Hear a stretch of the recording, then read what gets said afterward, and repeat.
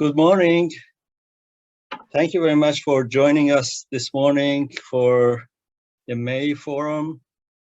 As usual, we have a couple of updates from our office and accounting, and hopefully we would hear from you if there are questions or things you want to contribute, exchange information, and so on and so forth. Remember, this is your time to work with all of our colleagues, and any issues that come up, if we can talk about it. If I can keep my light on in the room here. I hear that today is going to be a very hot day, so we'll see how it goes. Let's see, the first thing we have is, how about an update from the proposal? Kelly? Yes, good morning, everyone. I wanted to start with an update on Fastlane. Beginning in January of 2023, so in about 6 months, all new proposals must be prepared and submitted in research.gov or grants.gov. Fastlane will no longer be an option for preparation and submission of proposals at that point in time. So the NSF is strongly encouraging people who are submitting proposals to submit all proposals in research.gov now in order to ensure a smooth transition to research.gov in January of 2023. The second thing I want to talk about this morning, as Ahmad mentioned, the weather is really warm. It's a good reminder that summer is coming up. I know here in SPO we have some vacations that are already on the calendar, and I'm sure that you do in your departments as well. So I encourage everyone to submit their proposal packages to SPO as early as possible to ensure that we have adequate time for review and submission of proposals and to make that process as seamless as possible for all involved. And on that note, I know that I have reminded everyone in this forum several times over the years that we appreciate receiving those proposal packages 5 business days prior to submission. However, we've noticed that lately we've been getting a lot more single-day submissions. It's been more frequent. It happens a lot on Fridays. And that doesn't really provide us with adequate time to complete a thorough review of those proposal packages. Often all we're able to check our indirect cost rates, which is better than nothing, but certainly not the level of review we'd like to provide.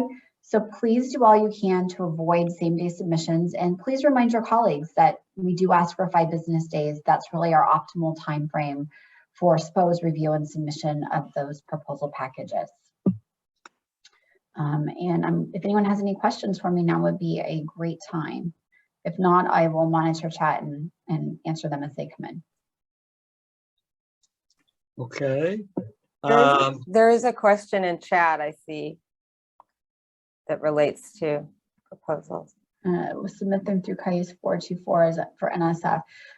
So you're going to want to read the call for proposals. That will give you some specificity as to what they're requiring. Beginning in January 2023, all new proposals for NSF have to go through research.gov or grants.gov. CAIS 424 would be an option for those submissions. But not a requirement necessarily. Not a requirement necessarily, correct. What would make it a requirement to go through CAIS 424 if they want it to be in a certain format? Or?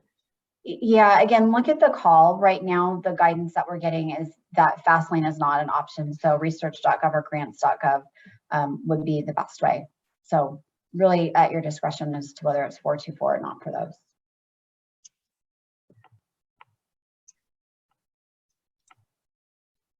Any other questions on that? Some of the old timers like me are going to miss Fastlane. When it started late 90s, it was absolutely state of the art, and it kept in real good shape over years. I see that Chris is also smiling and nodding. It has been an excellent system. It just, that's how it has been.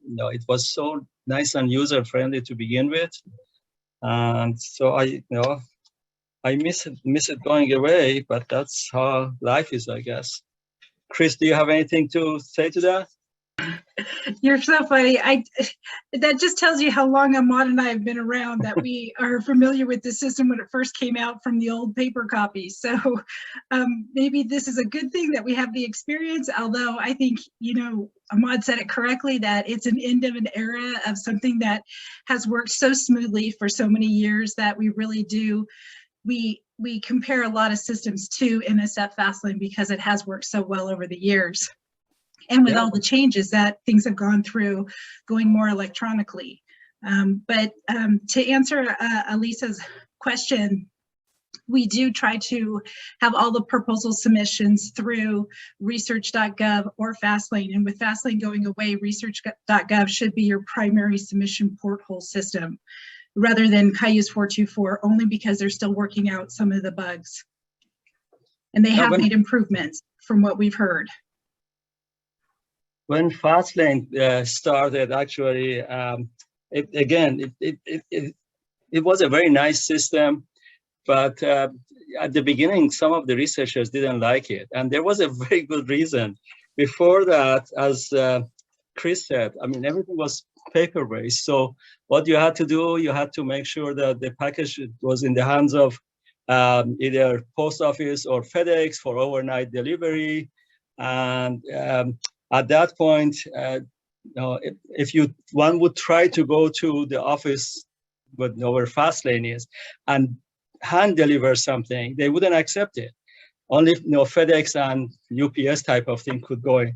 So there were some PIs who overnight would fly, finish their proposals, fly to DC and pay $20 to a FedEx guy to take the package in the last minute, and going to electronic, that option was taken away.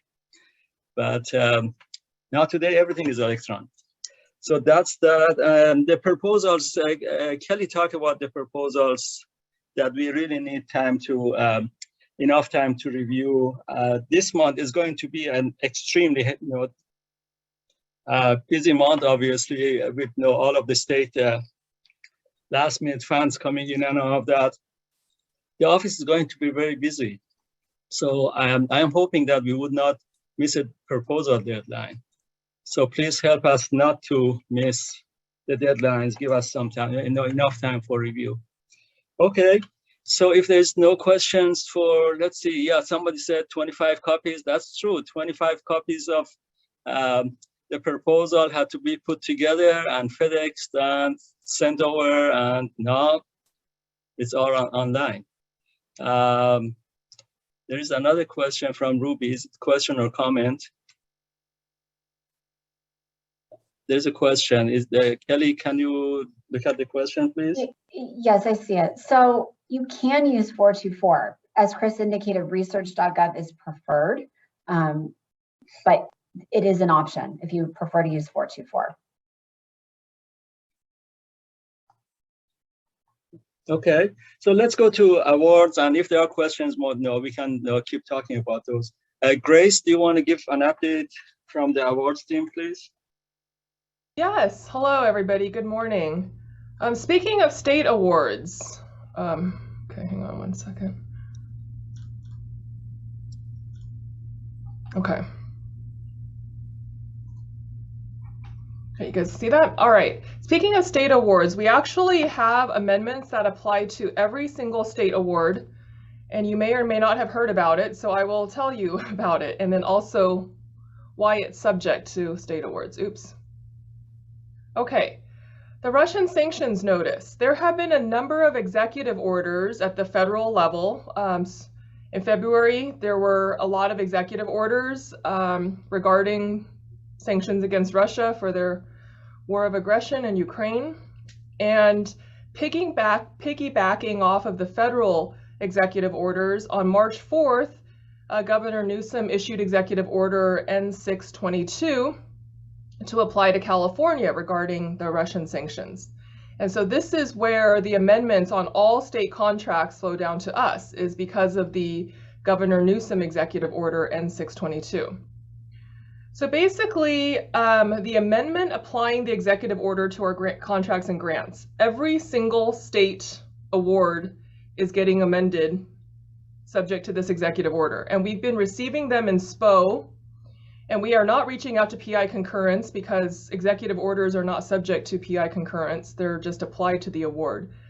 And basically, it says all agencies and departments subject to Governor Newsom's authority shall terminate any contracts with any individuals or entities that are determined to be a target of economic sanctions, and shall refrain from entering into any new contracts with such individuals or entities while economic sanctions are in effect. So basically, if you have any contracts with Russian entities, you shall terminate them, and we shall refrain from entering into any new contracts. And then the notice of the amendment makes it very explicit that failure to comply may result in the termination of the contracts or grants. So basically, we are receiving a lot of these amendments, and they apply across the board. Okay, so things to do at the department level. I think this is pretty rare anyway at our campus, but if you have any contracts with Russian entities, please notify the campus office that signed that contract and be prepared to terminate immediately. And if you receive a grant or contract amendment regarding the Russian sanction executive order, please forward it to awards@ucdavis.edu. I know of at least one PI who received it directly and contacted me saying, am I expected to sign this? It's like, no, you are, please do not sign this. Let SPO review and handle in SPO. It's another amendment, but it's certainly not something that we want a PI to sign off on because this is reviewed at a university level. And so basically, if you know that your PI receives something like that, please make sure they don't sign it and forward it to SPO. Okay, any questions on that? And also for June, we are going to be very busy with state awards. There are going to be a lot of modifications and supplemental funds coming in.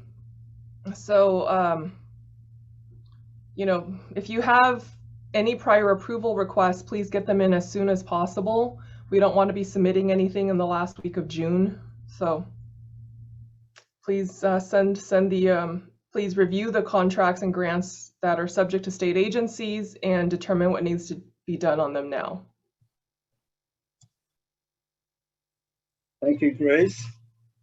Regarding the executive order of the governor that Grace talked about, yeah, we would be doing the reviews here, but definitely we would depend on you if you are aware of any such relationship in the contracts that you are working on or the awards that you are working on from state. They are giving us a period of time to review and make the basically sign the documents, and that's where we are right now. But we need any help that you can give us, as long, you know, if you know or become aware that an agreement might have a relationship with, you know, an entity in Russia. Okay. Any questions regarding that? Has anybody seen him in the departments? No, we know that several departments have come to us already, but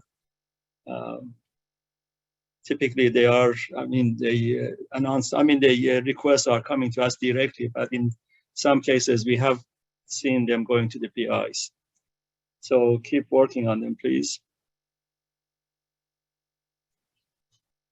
If there's no other questions, maybe we can go to James from accounting.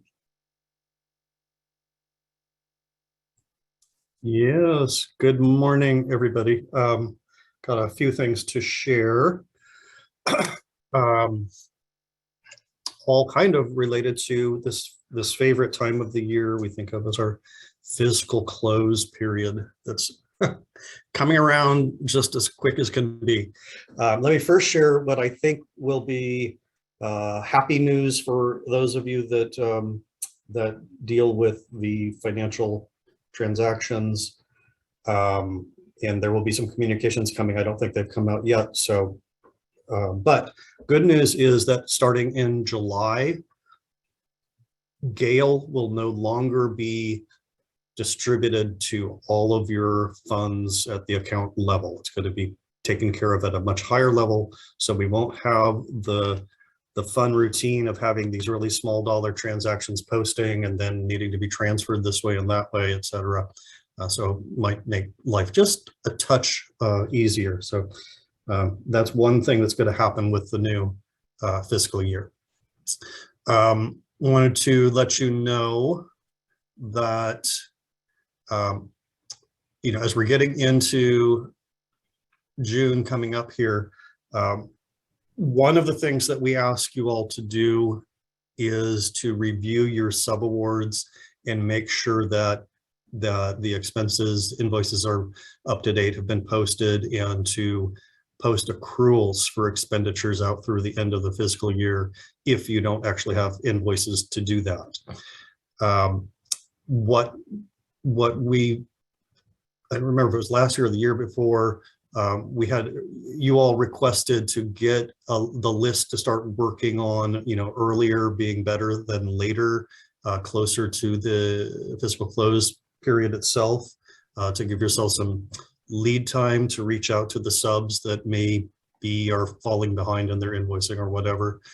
So we're going to try to follow through with that. Again, we're going to send out the list of your open NPAs with $10,000 balances or greater than $10,000 balances on them, so that you can start reviewing and reaching out. Again, what you want to do is attempt to get real invoices in-house so that we can make those payments.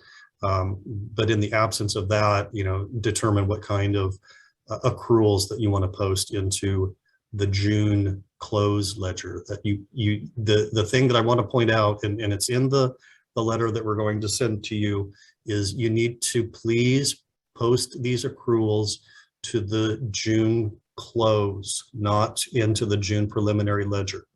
If you attempt to post it to the prelim ledger, unfortunately, we'll just have to cancel it and you'll have to go back and re-enter it. So, save yourself having to do some duplicate entry. So now that means you can't post until, I don't have the date, but you have to wait until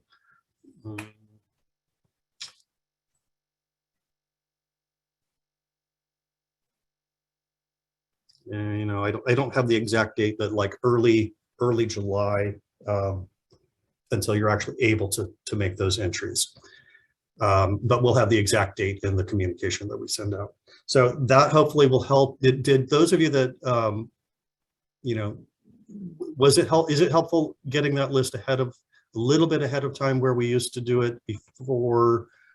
Looking at comments here.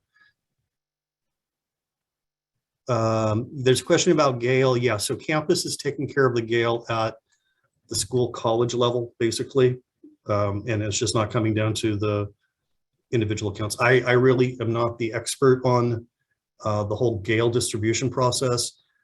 The fact that I gleaned was it's no longer going to be hitting our sponsored projects. So that's what I'm sharing with you.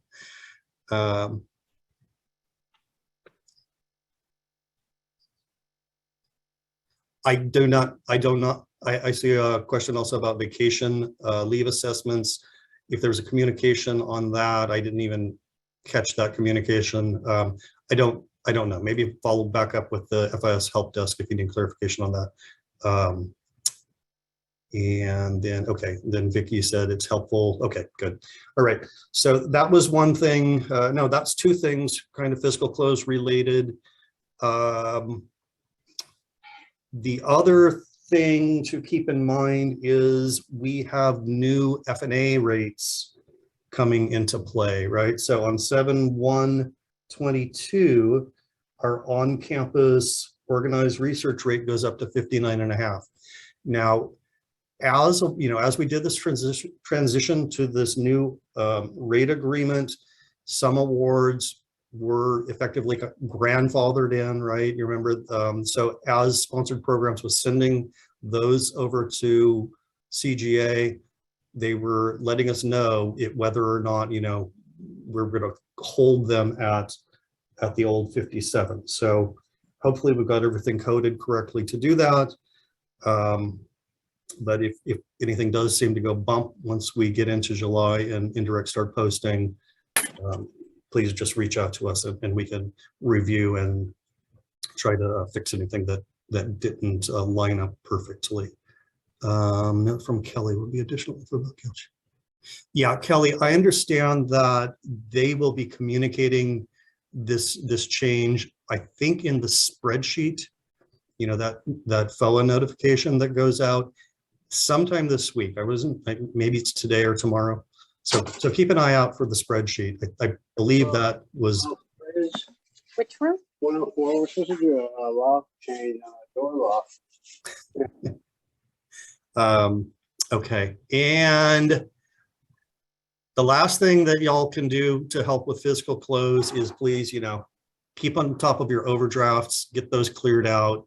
Remember that any overdrafts that don't get cleared, we push over to your dean's office, and they aren't always super thrilled to have a bunch of overdrafts to cover for you.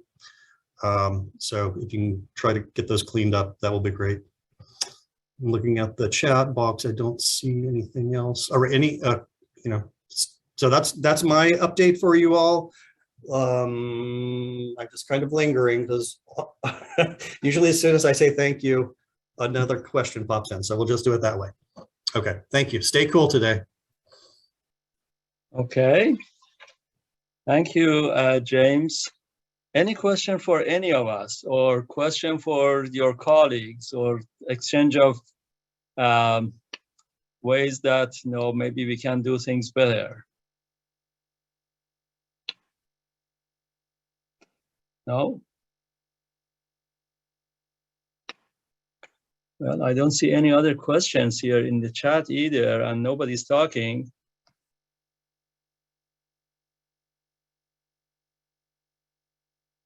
Does it mean that everybody wants to go back to work and continue working?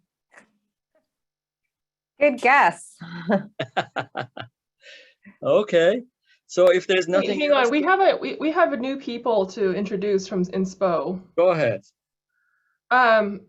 So we have a sub-awards manager who will also be working on the negotiation team. It's, you know, everything new. She's an old timer who decided to come back. So Bridget Strong is back in SPO, and she used to be in the proposals team, and now she will be overseeing the sub-awards team. So welcome, Bridget, back again. Hi, I'm laughing at the everything new is old again, because that's gonna get me for a while. Thanks, Grace. Hi, everyone. I'm just gonna say hi really quickly. Good to see you all again, or many of you again, and looking forward to working with you. I just started not quite a month ago, so I'm still getting some training done, but hope to be on my feet fully running and going through sub-awards quicker. I know I've got some big shoes to fill with Paula, but looking forward to taking on this new role. Okay, I see a question here regarding grandfathering F&A. Lynette is asking, is there any way to tell? I think if, I mean, the announcement went out last year sometime. It basically had to do with awards that were received and had the start date before the end of last year. So if you have an award that any portion of award which is starting after that, if I remember it correctly, it's not going to be grandfathered in. It just would be subject to the new rate. So it was anything which was here in the office and the start date of it was before end of the year. Is that how you remember it, Grace? We do have that announcement. Maybe I can send it out again. Yeah, so it was, if the award start date was before December 31st, 2021, and the proposal was submitted prior to the change of indirect cost. So the change was June 18th. If the proposal was submitted prior to June 18th, 2021, and the award start date was December 31st or earlier, then it's the old indirect cost rate. Great. So if it doesn't pass those two tests, then the new rate would come in. And there won't be any exceptions to that. That's how it is. And you probably know that the position of federal government is that when the rate changes, they don't, and sometimes they would give us extra money, but more often than not, they do not. But the position of the government is that university is entitled to recover its full indirect from the award, even though the federal government doesn't give us the the differential. So university has to take the proper F&A out of the award. So some rebudgeting would be needed then. Okay, Lisa Reyes is asking, will you send that notice out again? You mean the notice that I the think old we have FN something. I looked for it to see if how we worded it, but yes, I'll look for it and we can send it out. But then again, I know hopefully this won't start new arguments that, well, ours is only 2 days later or whatever, just because that's not my decision. It was the decision of leadership of the campus. And actually they didn't have to give us that benefit even, but that's their decision. They decided that that's how they are drawing the line. So there is no negotiations. That's no, that it was nice that they provided that.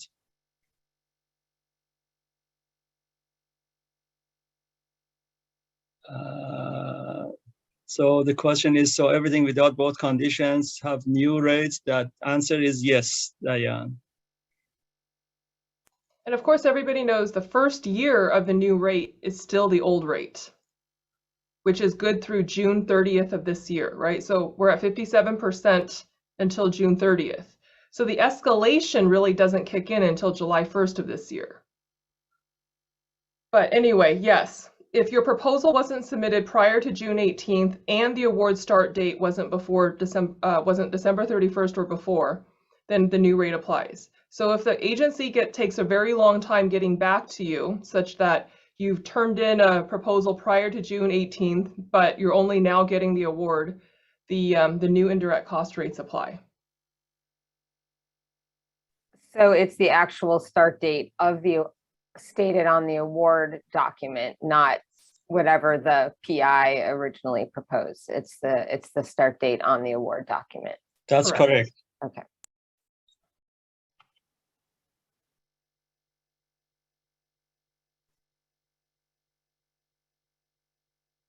Okay, anything else?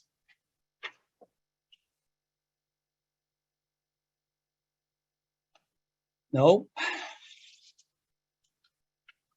Okay, thank you very much. It's 9 a.m. on, right now, yeah, it's 9. We can stop now and we'll meet next month. Have a great rest of the day and stay cool.